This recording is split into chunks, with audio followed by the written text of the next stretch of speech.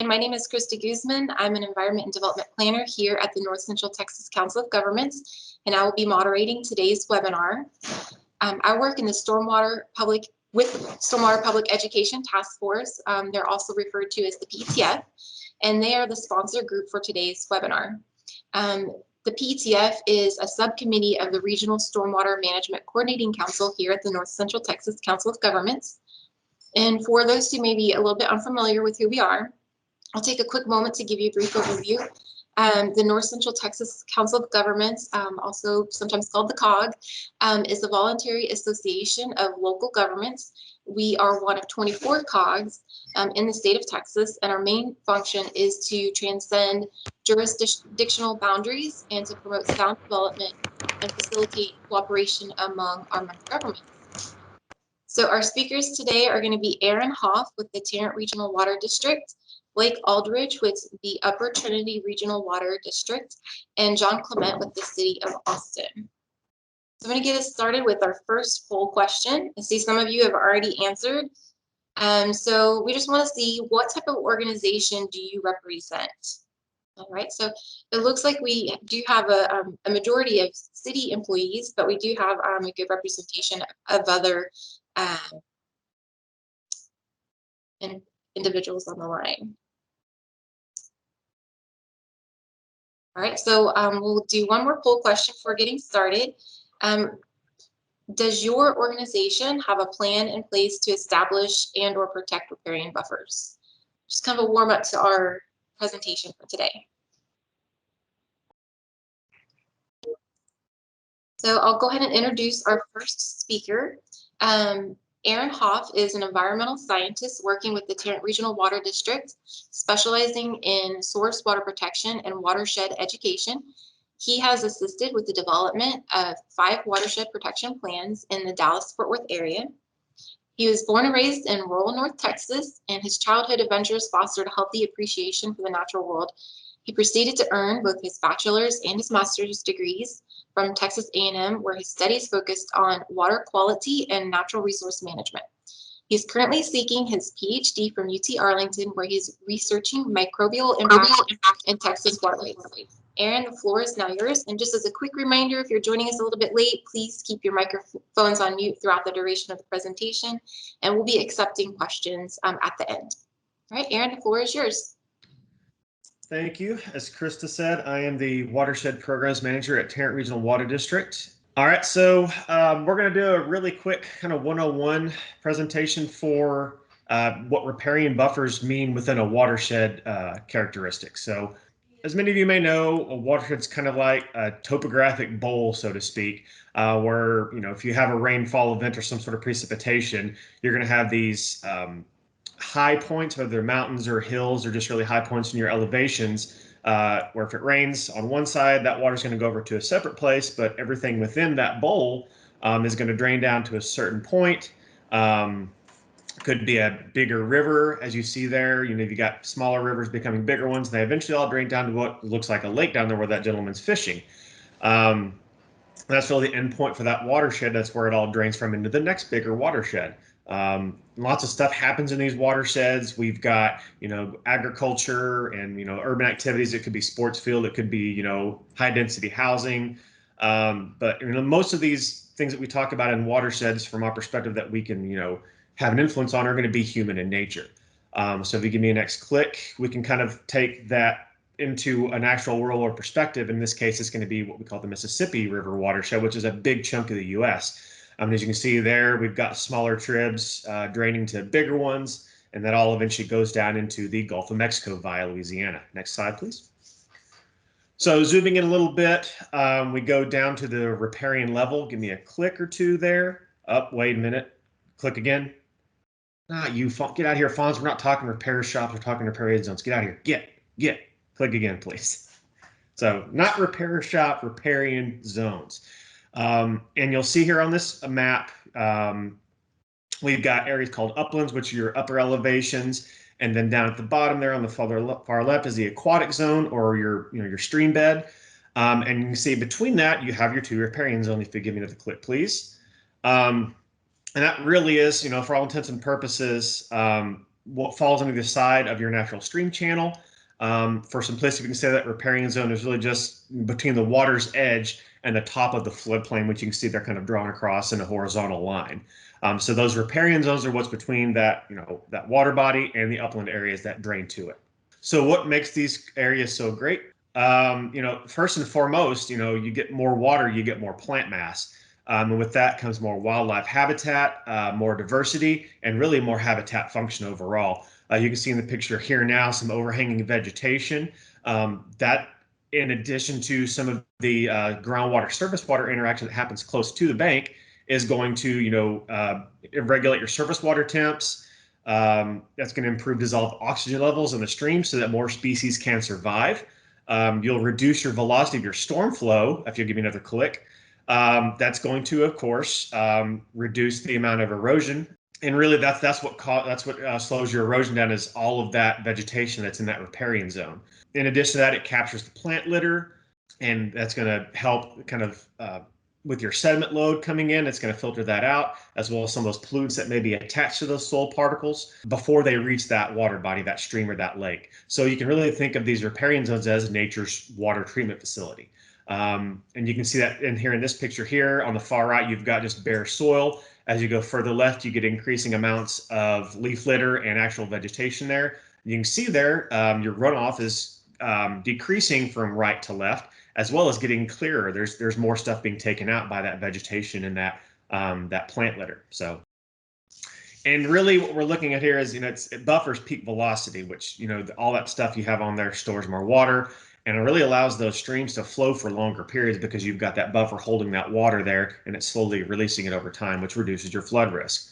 What that means for watershed planning, which is to say, a watershed protection plan or some other type of mechanism that your city or your state or your area has undertaken to look at these kinds of issues, is maybe a total maximum daily load document or a greenbelt plan, which you'll hear about later. You're all those things are looking at issues or problems in your watershed. As an example here, we're talking about eutrophication or algal blooms and busts. So to fix that problem, next click, please. You'll have your problem, which is your excess eutrophication, and your goal. You'll have to have a goal with that, which would be to decrease the algal growth in the lake. Well, how do we do that? Well, we know that that's going to be coming from a lot of nutrients, that are getting in your lake, that nitrogen and phosphorus you see on the left, that's inducing that algal growth and that, that die-off and the decay and all the issues that come with that, which are, taste and odor in your drinking water, fish kills, things like that. So how do we do that? Well, we know it comes from, an increase in impervious surfaces. You get that impervious surface increase, you get more runoff, more pollutants getting into the water. So click again, the idea would be to return back to a more native state, getting more of that native vegetation back in there. Oh, wait a minute, we got a plot twist here, and that is you really can't do all this stuff without the consent of your stakeholders. You got to make those folks happy. There could be some current uses going on in there, whether they be recreation or business use, that are going to have to be taken into account before you can just go out there and do all these fun stuff that we want to as environmental scientists. You've got to take everybody's interest into account. So what does this look like in a planning outlay? There on your left, you got the goal, which is to decrease algal growth. Your indicators are those contaminants that we talked about, your nutrients. So managing phosphorus and nitrogen. We do that through, looking at where those sources of those things came from. In our case, it'd be stream channel erosion, reducing that through, restoring your channels, looking at installing some of those riparian buffers, or at least, reinvigorating them. So there's lots of ways you can get at these, solutions. You just have to go through that planning process with your stakeholders to get it done. And talking about riparian buffers is one of the things that in every case we've used those in our watershed plans that I've been a part of. So I know most of you here, based on the poll, are urban. You're based in urban areas, but wanted to really quick touch on the agricultural side of things. Next click, please. What does that look like in an agricultural setting? Well, for croplands, that goal is going to be to push that tillage away from these drainage areas and provide opportunities for filtration and storage to occur. If you've got, existing forest there, you don't want to destroy that. You want to work with that wider width. And that's where you really get that highest energy dissipation and habitat values for wildlife. If you're kind of already working with a clean slate, maybe the filter strip is your best choice. There's more of a focus on herbaceous cover there. I know where that width may be limited or you're already working with other things, but it's still a good option. In your ephemeral low areas, we don't have flow all the time, but you may get it in a higher storm. These grass waterways are a great way to kind of handle that flow and keep those pollutants from getting into the stream as often as you would think. Especially if you've got terraces constructed out on your crop fields, these grass waterways are a great option.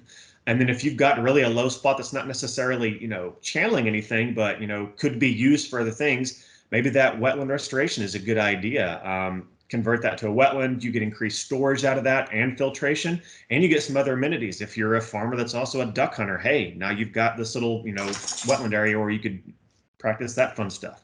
So in range, which is a little bit different, we're not farming anything. We're looking at, animals, given places for them to live. Excluding your cattle or your sheep or your goats, wherever it is, from that riparian zone is kind of the name of the game here, which you'll see in that center picture. You've put up a fence. You've allowed for some vegetation to regrow out there. You've reduced compaction by kind of limiting access for your animals out there. And another thing is reduced loitering, so they're not sitting out there in the middle of the stream and pooping everywhere. What you really want to see is these alternate watering facilities here, like in this rubber tire. But a lot of farmers don't want to do that. So a good way to kind of meet in the middle is doing these access points, which you see there with that fence line. It's all about, again, talking with the stakeholders and seeing what kind of things they're comfortable with, and this is a decent alternative for that. Moving on. So now we're talking more about an urban setting, and you can see that this doesn't have to be anything super duper complicated. You can almost kind of, in lots of cases, work in the space you've got. Here in the Atachi River in Japan, you can see an 81 versus a 93 comparison. You can see really all they did was, allow for some revegetation. They probably had a very, very hot, very low dissolved oxygen environment there on the left. And really, they just allowed for some revegetation, given that creek a place to channelize and do its thing. They, looked at, they may have done some grade control in the back there. But, it doesn't have to be anything super duper complicated. In a lot of situations, you'll see things like this work. A lot of what we talk about in the urban space really is situations like this where, look around, there's not that many houses in this area, not really much development, but what you're seeing here is a stream trying to cope with upstream development. So it's trying to take all that now additional inputs of runoff from all the urbanization going on. All that extra runoff is now being channeled downstream. The stream has become bigger. It's now trying to fill that space by eroding it out and giving itself more room to meander around. And of course, you get some issues with infrastructure like this. So, doing your upstream mitigation is going to really help kind of knock some of this downstream impacts out. Next slide. And, it's all comes down to infrastructure for a lot of people. And, if you see there in the picture that just popped up, you'll see a lot of grade control happening there. And those things are difficult to maintain. It's a lot of money to, put that stuff in and maintain it. So instead of doing that, why not, if you've got the bandwidth, let the stream kind of do what it wants and, build out that way so that you're allowed to do all these kind of things and let the stream just do what it wants to do.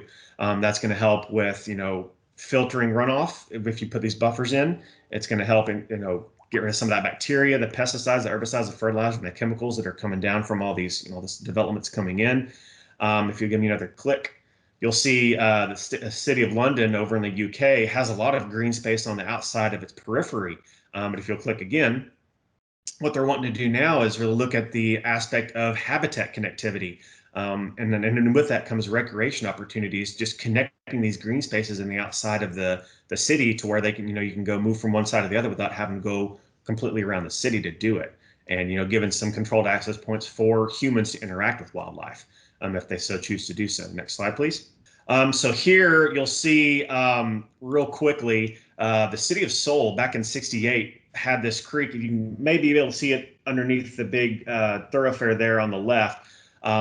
But, in 2003, after they constructed in '68, it was a huge issue. In 2003, the mayor of Seoul, South Korea, decided to put about $281 million into taking that thoroughfare out of the city.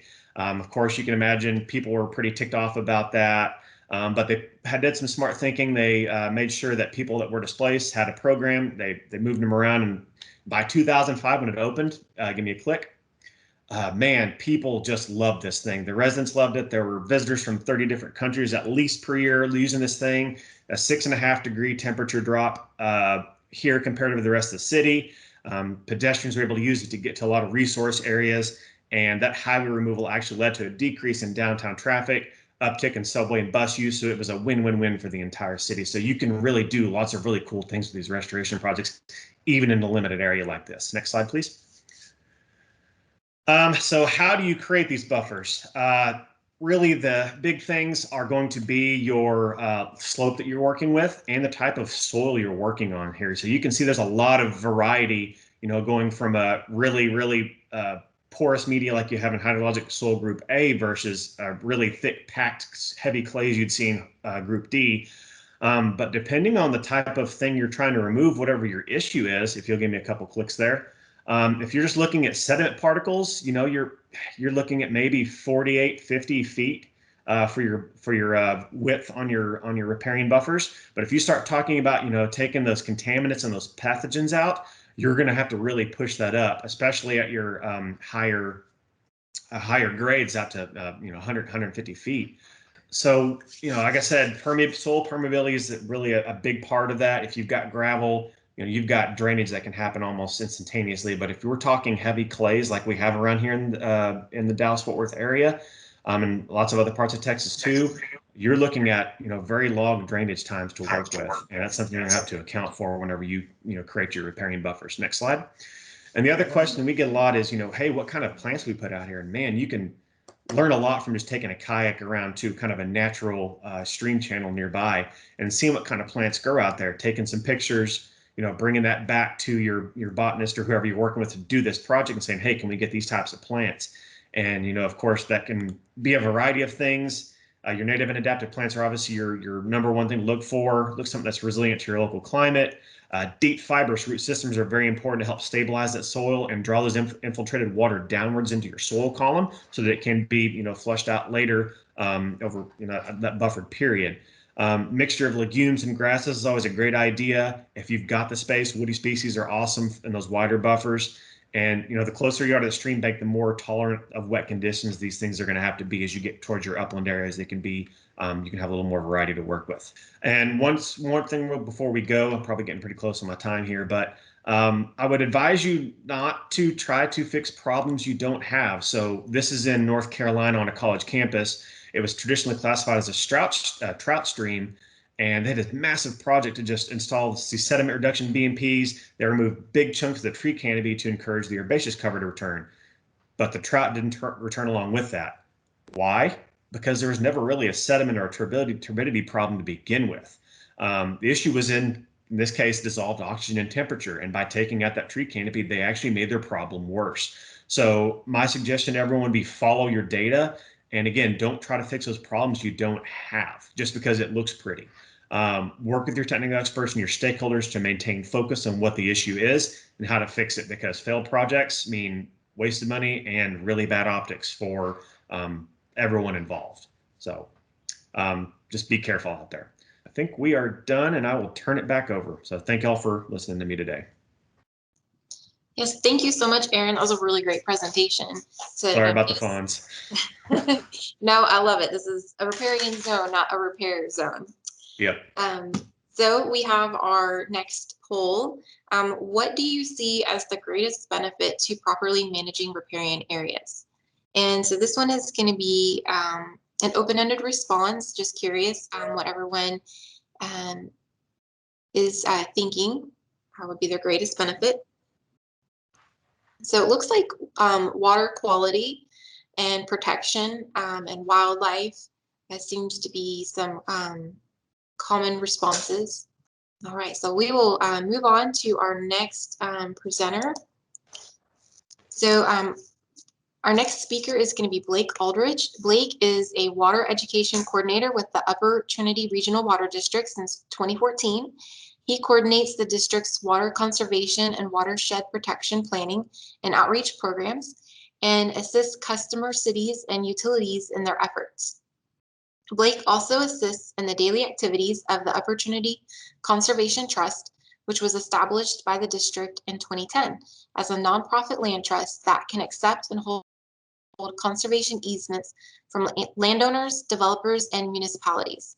Prior to joining the UTRWD in 2014, he worked for Texas A&M AgriLife Extension Service in the Wildlife and Fisheries Department. Blake received a Bachelor's of Wildlife Science in 2008 and a Master's of Water Management in 2010, both from Texas A&M University. Blake, the floor is now yours. Great, well, thank you. Fun fact, Aaron and I actually went through our master's program together, so there's a couple others as well up here, so it's been great to work with him on some of these things. But I'll be talking about the Denton County Greenbelt Plan for most of my presentation, with some additional recommendations as well built in. So a little bit about us, if you're not familiar, we're based in Louisville, created in 1989. We're a regional or wholesale water and wastewater provider. That should be 29 communities in Denton and Collin counties that we serve. We have 2 water treatment plants and 4 water reclamation plants. So looking to the future, we're experiencing very rapid urban growth and population growth up in this area, as I'm sure everyone is aware and everyone else is experiencing as well.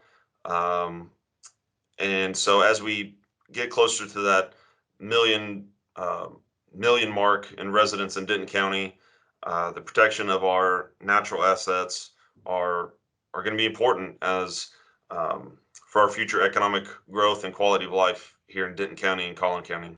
So looking at this map of Denton County, if you can see, kind of orient yourself, there's City of Denton right in the middle. You can notice that there's 3 lakes or 3 reservoirs in Denton County, Grapevine Lake, Louisville Lake, and Ray Roberts Lake. Those are all 3 major drinking water supplies for North Texas, the North Texas region. And you can also see the green shaded areas are the 100-year floodplains that are associated with the creeks and rivers that flow into those lakes as well. And so lots of these natural assets in Denton County, thousands of miles of creeks and streams, and not just the water itself, but these lakes in particular have a lot of recreational value to them. There's hundreds of miles of hike and bike and equestrian trails, not to mention the boating activity on these lakes. So as we think about water quality and quantity, you can see Louisville Lake in the background there, and that's in the foreground is our Taylor water treatment plant here in Louisville. You know, we're concerned. Actually, can you back up one slide?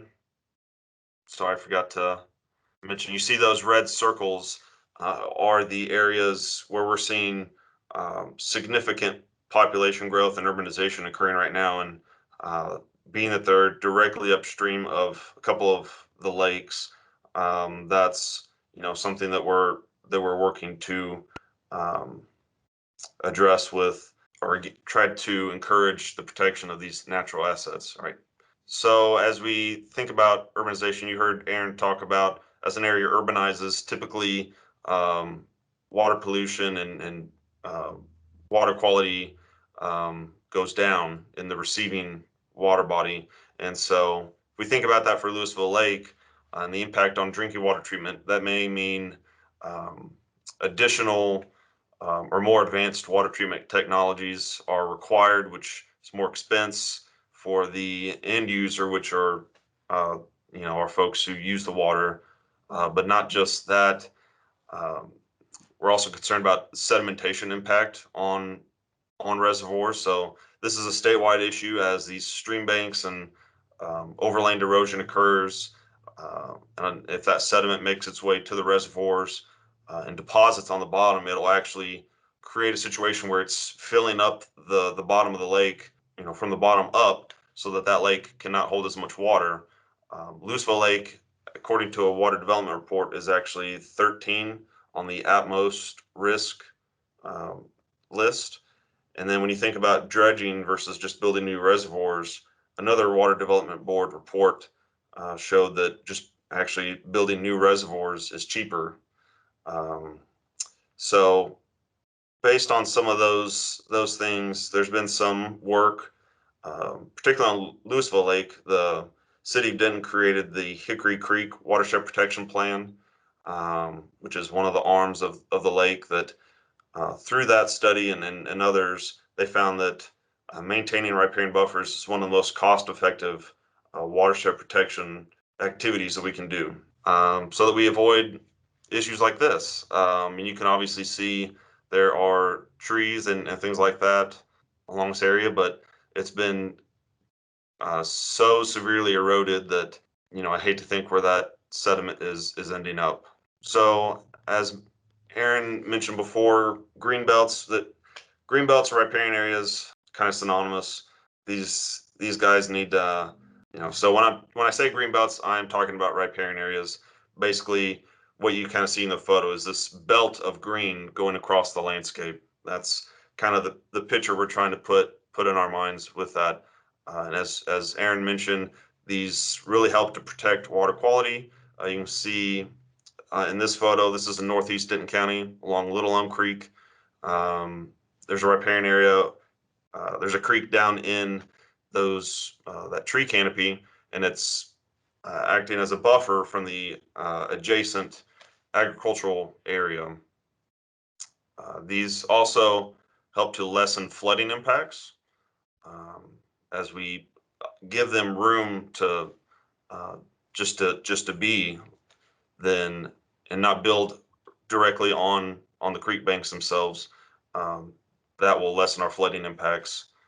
But they also provide recreational opportunities and educational experiences, and provide some good wildlife and aquatic habitat, especially connecting between different habitat areas. Overall, it enhances quality of life for residents. So also thinking about the social or societal benefits of these, as we know, if we have these trail systems in our neighborhoods and in our cities that people can ride their bikes or go hiking. This is my family hiking along an area in Grapevine Lake. As we get outside, we exercise, consistently. That's going to lead to lower chronic disease rates among our population. That connection to nature, being out in a natural or more wild type area, leads to greater well-being. But then also looking at improving mental health. Being out in these areas helps to lower stress and anxiety. These are all things that have been documented and researched time and time again, and found to support this claim that having these natural areas, these trail systems, really just these natural areas within our cities, these parks, lead to greater physical, psychological, and social health benefits in our populations. One good place to go is the Healthy Trees, Healthy Lives initiative that the Texas A&M Forest Service is part of. You can just Google that and it'll pop up, and it goes through. It has lots of different research articles on these things point out, but also the economic benefits. So just using Louisville Lake as an example, the Army Corps of Engineers in their 2020 update to their master plan for the lake found that in 2016, there were 2.7 million visitors that came to the lake, $65 million in visitor spending within 30 miles, supporting 601 jobs. And so, we think about the recreational aspect, the boating, the fishing, the hiking, the equestrian. I know in Flower Mound that we have the North Shore Trail along the north shore of Grapevine Lake that is a very popular mountain biking trail. And in Flower Mound, there are several bike shops that can help support that hobby for folks. But, not just thinking about the direct expenditure of funds within our cities, and that's just this one example. But thinking about for your particular city, the stormwater management benefits of, having to deal with less flooding, as we'll talk about in a minute, incorporating some of those green stormwater infrastructure components. How's that? Is that more economical than putting in these gray features? But also the water treatment benefits, as I mentioned before. If we can keep our water sources cleaner, then we don't have to go to those advanced water treatment technologies. Next. So with that all in mind, the Water District, the Upper Trinity Conservation Trust, and the Denton County Commissioners, we set out to develop the Denton County Greenbelt Plan. It's a voluntary effort, and it was just designed to guide the preservation of greenbelts related natural areas, to identify these strategic areas, to establish or reestablish these greenbelt corridors, advocate for a common vision, and then have a toolbox of implementation strategies available. So these are the 12 entities who have adopted the plan to date. This plan was finalized in 2017. So we've got about 3 or 4 years under our belts. So one notable thing is that Denton, Louisville, and Flower Mound have adopted this, the 3 largest cities in Denton County. And so we're always looking to add more as well. So once we started this process, we really needed to prioritize the streams in the sub watersheds, and we did that based on these factors: hydrology, ecology, land use, and cultural historical. So, but first, we wanted to look at basically what our greenbelts look like currently, and so we did analysis to look at the riparian areas that had sufficient tree canopy. We used trees as kind of an indicator of the health of these, and so you can see that in the dark green areas. So you can see a lot of disconnected areas and a lot of areas that don't have this tree canopy. Next. But then we also want to look at what stream corridors are currently protected through these different strategies. So whether that's through ordinance, it's federal or state protected land, or setbacks. We found these dark green areas, about 100 miles worth of stream corridor. And then looking at areas that are in need of preservation, you see that kind of pinkish salmon color, I guess. I don't know. That is about 1,000 miles worth of stream corridor. So we have a lot of area and this helps us to focus our efforts on these particular streams that have the greatest impact on water quality. So, and I could get into how these were identified the way they were. Basically, they were the larger creeks. They were within city limits, had a direct connection to one of the reservoirs, things like that. As part of the plan, we provided kind of zoomed in maps of these subwatersheds, but also maps for each city to see, what greenbelt opportunities they had within their jurisdiction. So like I said before, it's a voluntary plan. There's no enforcement by us or any of the partners. We did it as a benefit to our city's developers and landowners to identify these areas for them and provide strategies that they could implement based on the unique circumstances within their city, because each city is different. And so our implementation tools focus around education, protection, and funding. So education and outreach we see as the foundation of this entire effort. Without our residents, without our city staff and leadership and county leadership as well, understanding why it's necessary to provide some protection to these areas, there's really nothing, it won't happen without the support for it. So we have a number of different awareness campaigns or information available. We have brochure, we have a YouTube video, we have a story map website. It kind of goes through the Greenbelt Plan. But I also wanted to point out in this that there's a couple of great programs by the Texas Water Resources Institute, and I don't know if Claire Escamilla is on the call, but she could post links to those. But they have 2 different educational programs that center around basically further understanding the functions and the features and the benefits of these areas. So if she's not on, we can find the link and share that later. This is just one example of a question that we posed on social media. So trying to get people to think about how creeks are managed within their community.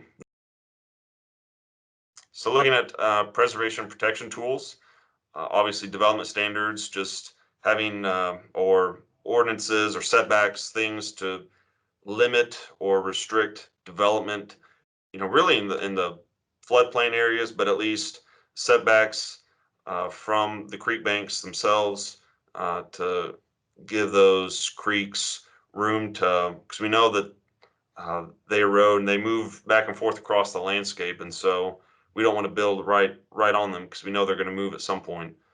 Conservation easements, I'll talk about, I think, in the next slide or two.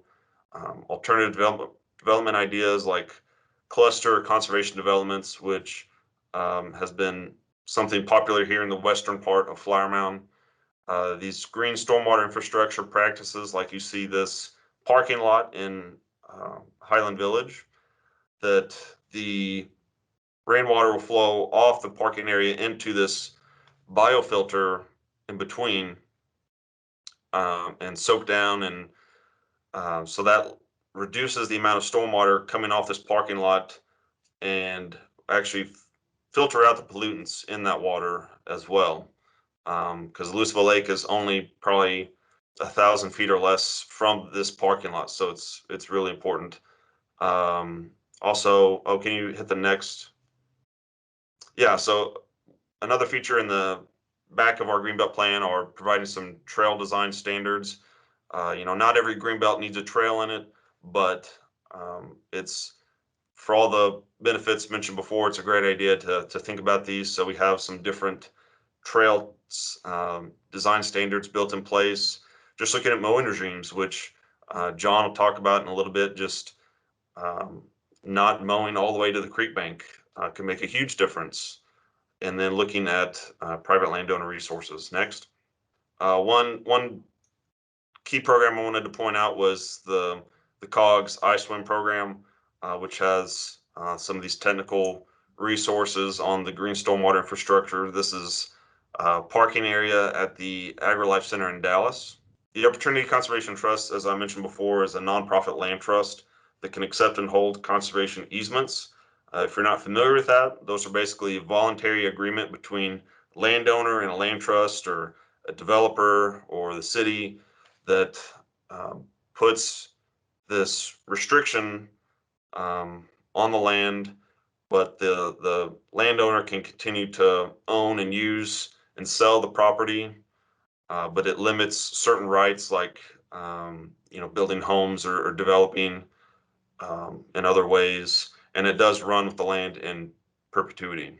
Funding, I'm not going to get into all the different avenues for that, but I did want to point out in 2013, I believe the COG was part of a green printing program in the city of Fort Worth, and they did a survey and found that 4 out of 5 residents would support city funding to acquire lands to protect water quality. So I just wanted to mention that because the support is there, I think, among the population. Next. I also wanted to provide some real high level vegetation type recommendations. Aaron got into that some, and each site is got its own set of characteristics. So these recommendations are hard to give because you really have to plan for how each site looks. But based on research from around the country, these are some of the kind of basic recommendations as far as how wide your buffer should be for bank stabilization. You're looking at least 20 feet or so. For water quality protection, at least 100 feet.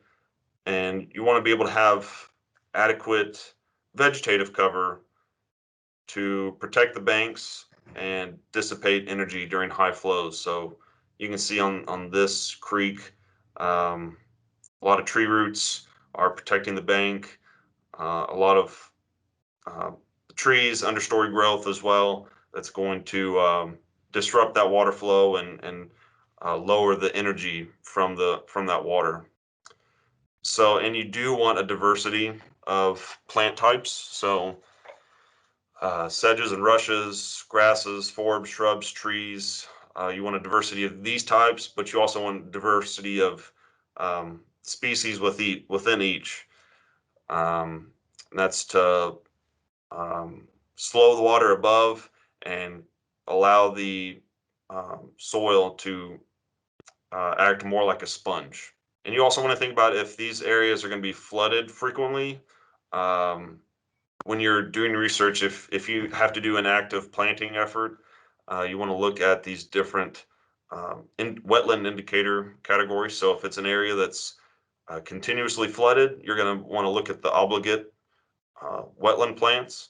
But if it's an area that may experience periodic floods, these facultative wetland or facultative plants would be good for you. But also another thing you could look at are the stability ratings of these plants. So if we think about a scale of stability, 1 being bare ground, which is very unstable, versus anchored rock, which at a 10, which is extremely stable. You would want to look at a 7 or a 6 for some of our streams. And you can see on the right side, the photo with some examples like the emery sedge and the switchgrass have a stability rating of 9. So these are extremely good plants for holding soil in place, like Aaron was mentioning earlier. One good thing to go look at, I don't know if you can find this on Google, but it's called Common Plants of Riparian Areas for North Central Texas. It's an NRCS list that some of the NRCS guys like Steve Nelly, Ricky Lennox had developed. That'd be a great resource for looking at these stability ratings. Next. And then for thinking about restoration efforts, active restoration to be going in and doing plantings and of trees or seeds or whatever. That's a much more intensive effort rather than passive restoration, which if you see like on the photo on the right, maybe we just stop mowing to the edge of the creek or the bank. What if we just stop mowing 20 to 30 feet from the bank and allow this buffer to regrow and see what comes back. And I know John Clement has some great examples of that. And actually with that, I will pass it back to you, Krista. Thank you, Blake. That was really informative.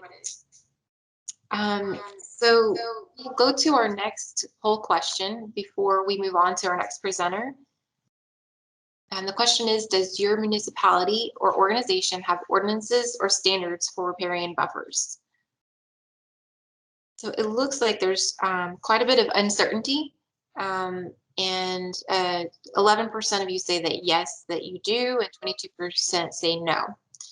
So with that, we will move on to our next speaker. Oh, it's updating a little bit. So we actually now have about 60% that were uncertain and a little more that actually do. So that's wonderful. So our next presenter is going to be John Clement. John is an environmental program coordinator with the City of Austin's Watershed Protection Department. He manages Austin's Grow Zone program and related initiatives that improve floodplain health and community access to waterways, as well as engaging the community in active stewardship and creekside areas. And John has a PhD in botany from the University of Texas at Austin and 20 years of experience in water resource protection in Central Texas. And John, we'll turn it over to you. The floor is now yours. Yeah, so this is following up on what Blake and Aaron were talking about. This is more focused on urban areas and areas that are already developed, and the potential for reducing mowing and allowing some recovery of the creekside areas in those urban areas. And when we were planning this talk out, we were saying I was going to talk about the history of grow zones in Austin, how we got started, and I realized that that was not going to be so much how to start a grow zone program as how not to start a grow zone program, considering various mistakes we made at that point. And I didn't want to dwell too much on specific concerns with that. Rather, I wanted to kind of give people a framework for how to think about strategically how you can reduce mowing near creeks and get the water quality benefits and the social benefits that Aaron and Blake were talking about. So as I was saying, they talk quite a bit about the value of riparian areas, which a lot of us are already on board with. And they both also alluded in various ways to the social context, the various stakeholders that have an interest in what happens near the creek. And in urban areas, that is mostly going to be the place where you have some control over. The vegetation is going to be on property that you own and manage. So for municipalities, the majority of that is going to be parkland and other city properties, perhaps. So you have a lot of users, a lot of people with expectations for maintaining how it looks or transforming how it looks. And there will need to be a lot of communication and conversations then about how these areas are going to look in the future. And I'll be talking about that a fair amount. Before we get into that too much, I wanted to just bring up some other constraints, things for cities or counties to think about moving into this, and that's the staff resources it takes to establish this sort of program, and then considerations you need to make for who else in your city is going to be concerned, whether that's the drainage engineers, floodplain manager, or your own code compliance department. If you work for a city or a county, you may have been surprised in the past to received a violation from your very own code department on all sorts of different things. One of those things being if your city does have a mowing ordinance or what's known as a sanitary lot ordinance that requires property to not accumulate trash or produce an unhealthy condition or have grass or weeds greater than 6 inches or 12 inches or what have you. So in terms of, again, all this is focused on urban areas and creating a grow zone. The term we started with for that and that people still use a lot is no-mow zone. And we still have signs from 2012 that we put out that say no-mow zone. And at some point it occurred to us, maybe we should talk about that in a more positive fashion. And these are grow zones, and it's an opportunity for the growth and recovery of these areas. So now we have an almost identical sign that says grow zone instead of no-mow zone. The vast majority of these were previously mowed. There's a lot that goes into deciding where the new mow boundary is going to be, and a lot of consideration on how to provide a level of service in those areas, either with city staff or with partner organizations, to provide what we call signs of care, so these areas don't necessarily look like abandoned areas or unmaintained areas, and some outreach to go along with that to get the message out why you're doing it and why it's important or valuable to do that. So those are all things as a city or county staffer you would want to consider as challenges coming up with how are we going to roll this out, and how is this going to happen, and what's it going to look like. Flooding is an interesting thing for me. I'm in the watershed protection department. According to the state, we are the municipal drainage utility, and a big chunk of what we do is model floods, monitor floodwaters, and seek to reduce the community's risk to flooding. And as Aaron and Blake were saying, vegetation is great at slowing down floodwaters, and then you get these benefits of infiltration, and people talk about riparian vegetation helps reduce flooding. And that's true downstream of where you're slowing down the water. It's not true right where you are slowing down the water. The vegetation increases the roughness in the channel or the overbank. Water slows down, and then it has to start spreading out. So within your organization or partner organizations, if you have a county floodplain manager or are handled through a river authority, they may have concerns with reduction in mowing, and is that going to push floodwaters, according to the modeling and according to the maps, onto a neighboring resident, or is it going to otherwise impact roadways, that kind of thing? And something else that goes along with this is woody debris.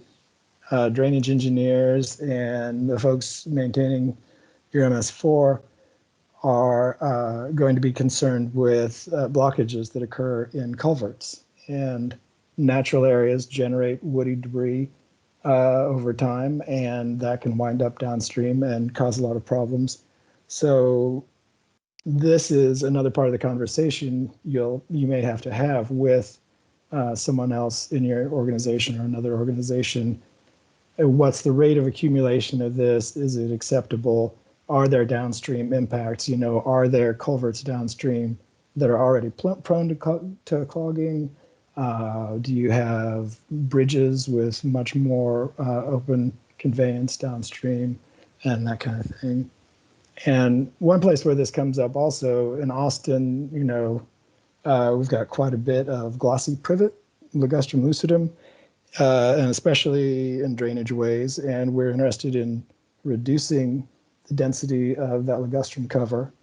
And it's expensive to, haul all that stuff off and get it processed. So it's great when you can cut it and leave it in place, but you are, very greatly increasing the amount of woody debris at that point. And that's something folks may have a concern with. Also, if you are, I think probably everyone on here has some border with wildfire issues, the WUI, the Wildland Urban Interface, and so fuels accumulation is a potential issue. And even in riparian areas, it's Texas, and this stuff, a lot of it does dry out. And if you have a lot of woody debris on the ground, and you have a coordinating department that is concerned about that, then you also need to think about how rapidly you're accumulating woody debris, and if there's something you might need to do to mitigate that. And then I kind of went over the mowing ordinance sort of thing already. This might be an issue with stopping mowing, anywhere on city or county property, but also ordinances can be modified, and you individually may not be empowered to start that process, but someone in your organization does. And so for these first three are in fact in City of Austin Code 10521, which is our sanitary lot rule, and it says that the mowing ordinance, specifically the grass and weeds portion of it, does not apply for areas associated with a waterway, and how different communities find that may differ, or associated with a stormwater control facility. We have acres and acres of dry detention ponds that, as much as possible, we'd like to reduce mowing in. And also there's certified wildlife habitat programs, there's the national certification, and there's a Texas Parks and Wildlife certification. So that's more for homeowners, that if they want to have a nice wild yard, then they have a pathway to do that without code compliance coming in and saying they need to mow it all down. And then this last one, it's also possible to write in that the mowing ordinance applies specifically to a setback on an undeveloped property from the adjacent developed property. So if you have parkland or other properties that are adjacent to a residential property and they have concerns with what's going on, maybe it just takes a buffer between the two properties to be mowed, buffer off of the right-of-way, or make sure that the right-of-way is maintained. That's a strategy you can take as you're doing this, and that's also a strategy you can take in terms of modifying your mowing ordinance if that seems like a more reasonable, more acceptable way to get that into your system. So, and all that ties back into social context. Basically, establishing a grow zone program involves talking to a lot of people, and it's not just talking to people and getting it started and you're done. It's going back and, again, I'm with the drainage utility, and I spend more time talking to people in the Parks Department than I do in my own department, because the vast majority of the land that I'm interested in is on parkland. So I'm talking to mowing supervisors and planners and community members and community organizations that support volunteers working in these places, and that it's an ongoing process, just as responding to the community is for any municipal program. So the main things you want to think about if you're going to change the mowing regime in a city park, for example, near the creek, you want to think about what you may be taking away from people. People are going to have aesthetic concerns, maybe. In Austin, we get 14 feet tall ragweed in some areas. It doesn't happen everywhere, but whether or not that's an issue is going to depend on how close it is to a trail, the expectations that the community has for having a picture-perfect, highly maintained park in that area, and that kind of thing. That also ties in with perceived safety of park users. People like to have good lines of sight, and fairly well mature woodlands in Texas, you do have decent lines of sight through. Ligustrum forests, you don't, because they're evergreen and very dense at the understory level. And ragweed, of course, is pretty good at blocking views. So again, how this works out in any individual case would be a matter for discussion between you and the individuals. So there's not one answer to this, in terms of, this is fine, you should let us not mow it, versus you're right, we just can't mow here. It's going to vary from site to site and on the community members' interests and concerns and needs. You also want to think about if you're actually impacting active park uses. Are people already using that for, playing fetch with their dog or anything else they might want an active use area at?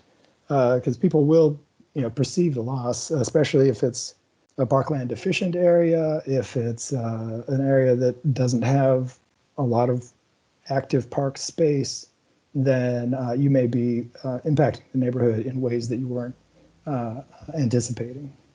Again, with the direct neighbors, someone who backs right onto your property, are you creating a condition that they're concerned with in terms of, we have numerous bamboo and giant cane patches around town, and some of those started on private property and worked their way onto city property. Some it may have been the other way around, but vegetation, that vegetation, now we get calls about it impacting people's fences or invading their yards, and any kind of change you need to consider. We want better vegetation along the creeks, but also we want to respect the neighbor's perception of their property, and again, their safety and the value of their property and so forth. So buffers, again, might be something you need to consider there. And then more broadly, considering general equity concerns and the perspectives of community members, it's easy to get excited about the natural benefits, the benefits to the natural environment and social benefits of access to nature. That's not always going to be perceived that way to people, and sometimes we just think, well, people don't see it, but people come with different histories and different perspectives, how they got to where they are in their community, and the potential precarity of their situation in the community, and you don't want to contribute to, again, what's perceived as a loss to them and maybe a further loss to them for their enjoyment and appreciation of their environment and their community. And again, a lot of this Aaron and Blake covered. We were talking about what are you taking away from what's happening there, and these are the things that you're bringing. More generally, that's resilience, either through the basic stuff in terms of erosion and water quality and flood storage, or these other things that have all been mentioned, urban heat island, access to nature. Blake was talking about this, pollinator and wildlife support, and stewardship opportunities. And there's the potential through these for this to help build your program and build support for your program and get into this virtuous cycle where that then provides more of these benefits to the community. Also, mowing, kind of the default and the default response to service requests that come in from the community. If you are a person who has much contact with 311 calls, especially if they're related to mowing, you know how endless this is of you're not mowing often enough, you're mowing too often, you shouldn't go mow back there, you need to go mow back there. A lot of time and effort goes into that, but still the easiest kind of default thing is you're with the Parks Department, you're getting complaints, you go address the complaint and you move on to the next one, just because of the workload you have and the service request load you have. If you do have time to step back and do some of this planning and strategizing, ultimately, if you can get the gears working on this, then you have the potential to reduce the amount of mowing that you're doing, which is some savings there, especially in terms of fuel consumption. Reducing fuel consumption will reduce your carbon footprint. Allowing riparian areas to recover also increases your carbon sequestration.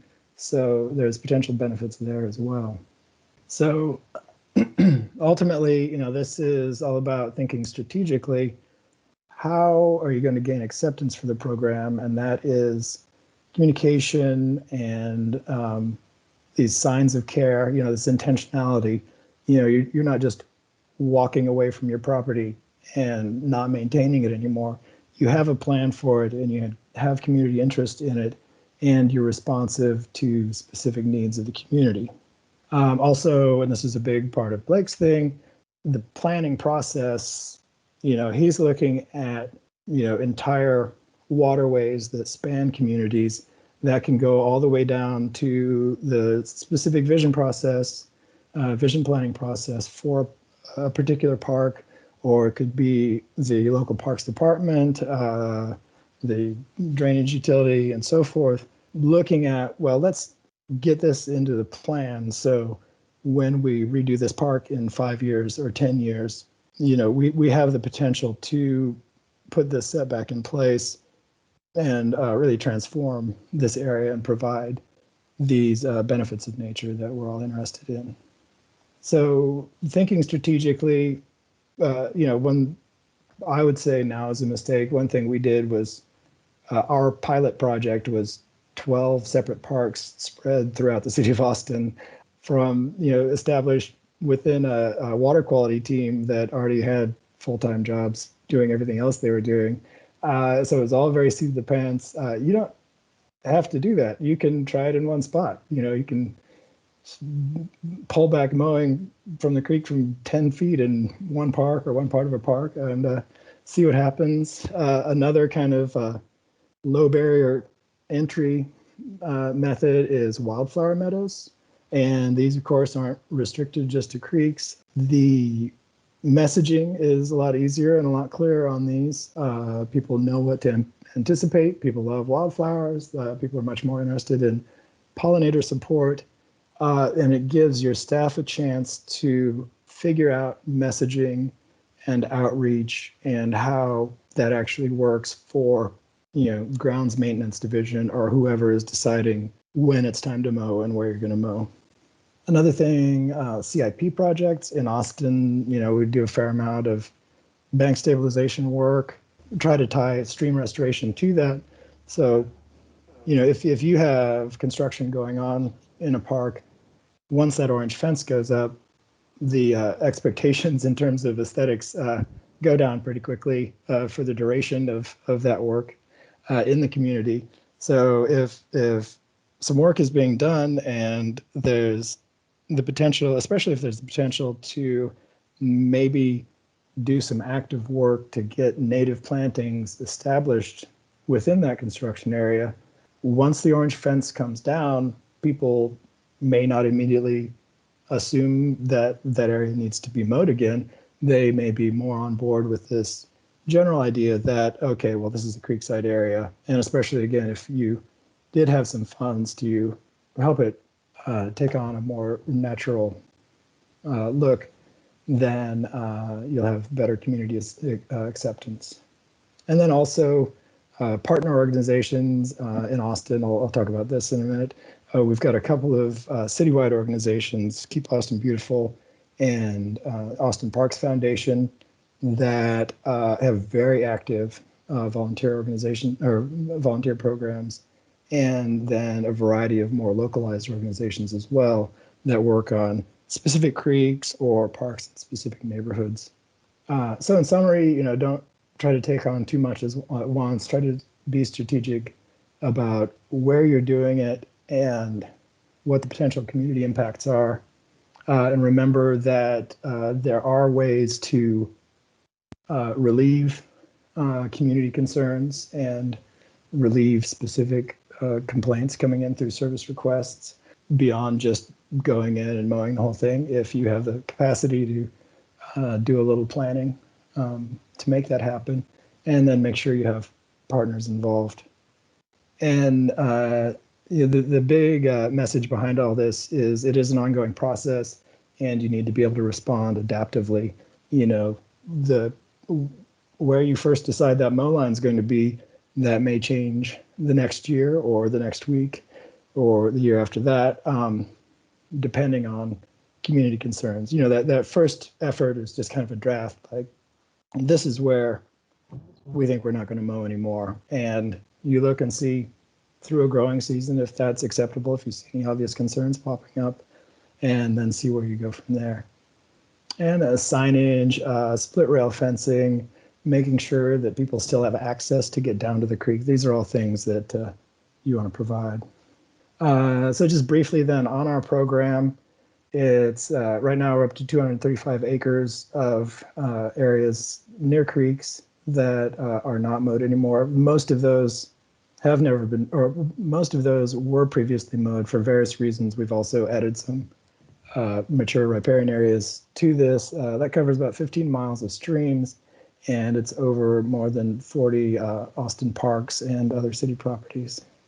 And like I said, the big partners, Keep Austin Beautiful, Austin Parks Foundation. At one point, Adopt a Creek had 100 adopters throughout Austin. That waxes and wanes, and COVID's been difficult for volunteer organizations and people interested in stewardship in city parks. Parks Foundation has two It's My Park Day events a year and supports people through their Adopt a Park program as well. And that's a massive mobilization of volunteers a couple times a year. We have a local organization, Tree Folks, that we have a seedling planting program with. We get about 10,000 bare root seedlings into the ground a year. And we have a contract with American Youth Works, Texas Conservation Corps, that is an AmeriCorps sponsored, supported old school Conservation Corps program. And I send them out there where I have committed adopters who've been plugging away at stuff for a while. They have issues that they can't address, mature ligustrum or more structural problems with trail repair, steps down to creeks, creek crossings, that kind of thing. I'll contract with Conservation Corps to go in and do that work, give that extra boost to the area and to that committed adopter to kind of, help them refresh and get excited about what they're doing again. And also to let them know that we're there and working with them and are interested in improving these properties as well. And then through all this, we work with the organizations and volunteers on the technical aspects of this. Don't take out all the ligustrum at once. Also, if you're doing it yourself, you're going to find that it resprouts very quickly, and that probably wasn't the best thing to do. Talking to them about other community member concerns and how to address those and how to strike a balance with your partners in the community. And then we also have this Creekside Restoration Guide. I'm going to show this really quickly. This is basically the end of my talk, but this ArcGIS story map format, if you have any GIS staff in your city or county, it's an amazing resource. It is a very easy way to get good looking material online quickly. And I've had a couple of staff work with me to put this together. So this is the ArcGIS story map format, and it's got all of our basic information, what's a riparian area, what's a grow zone.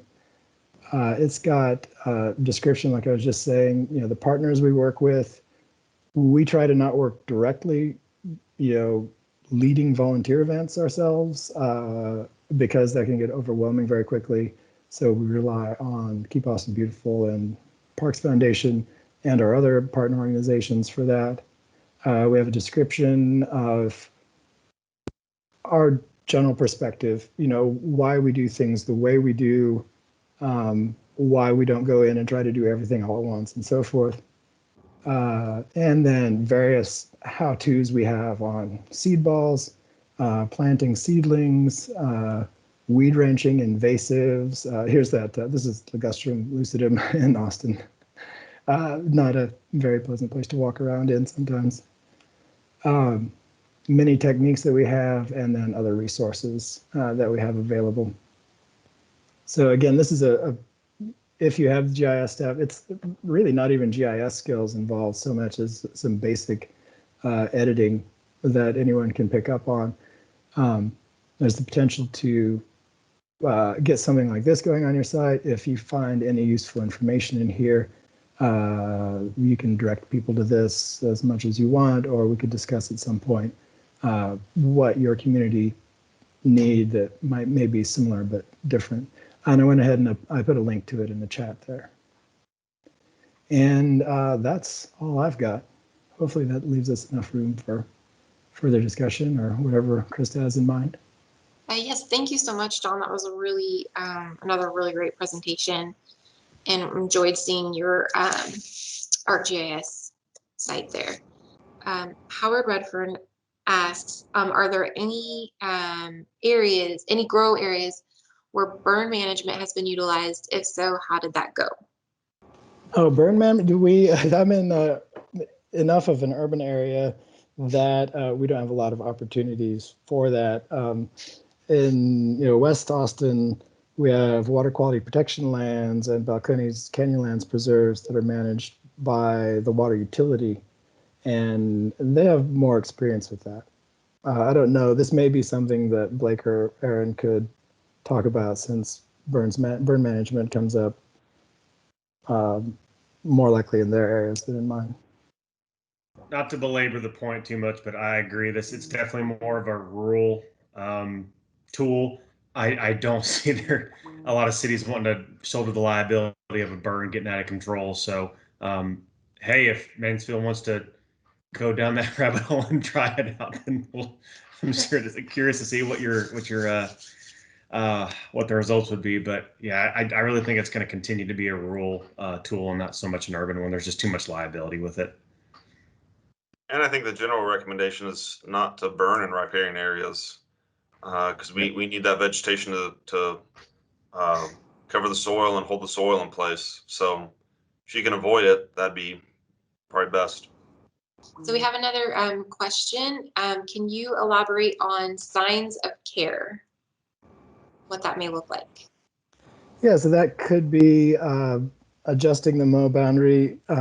People are much more concerned about the aesthetics of, say, ragweed, and concerns they may have about, we get all sorts of concerns, rats, snakes, mosquitoes, and so forth from creekside vegetation, and those are challenging conversations.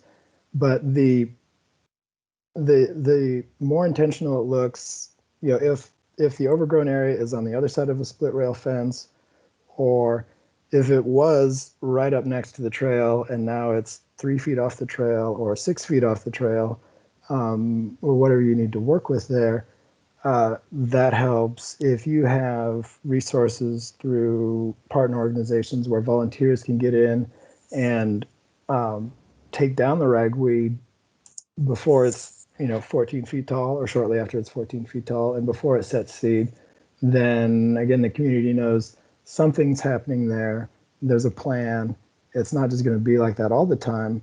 And we haven't seen much of this yet, but ideally, if you are preventing the ragweed from going to seed enough, then you'll delete and deplete and eliminate that population eventually. But again, it seems to be coming back over and over. Okay. So we do have a question from Kate Mason Murphy. How do you recommend that residents best work with their watershed department when staff regularly, make sure I'm reading your question correctly, when the staff may act a little bit counter to maybe what the presentation was about today? Kind of bringing everybody on the same page. Yeah, I mean, within our department and within the city, I feel like it works pretty well. We're all very aware of what's going on. And again, best practices, there's the ideal condition where you are out there where Aaron's working, where it's wide open land and you're talking to the landowner about how they can improve the riparian condition. But if you are in the middle of a neighborhood and on individual lots within the city, then there are all these other considerations that need to be taken into account. And it seems like within the city, we all work pretty well together on that. So I think this one might be for you, Blake. Has UNT been a major collaborator in any of the efforts that you guys are doing? Yes. So Dr.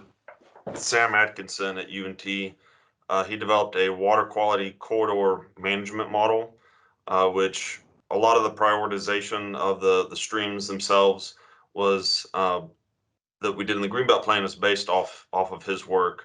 And he actually did a recent update to the first model was looking at preservation of creeks, prioritizing based on preservation. And he updated recently to look at prioritizing based on restoration. So yes, answer to your question, we've used a lot of Dr. Atkinson's data for that. And so Jim Robertson also has a question for you, Blake. Can you please speak more about the determination of the width for the 165-foot forest riparian buffer zone? Yeah, that was mainly due to the habitat needs of more woodland or forest wildlife species. I'm trying to remember what I'd have to go back and see what publications those were derived from, but that was more based on the habitat needs of certain wildlife species. Well, we are at time. It is 11 o'clock, and so just out of respect for everyone's time, we'll go ahead and wrap up today.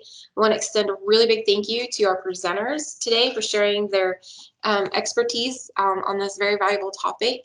We had a lot of engaged individuals on the line. And thank you once again to everybody for joining us today.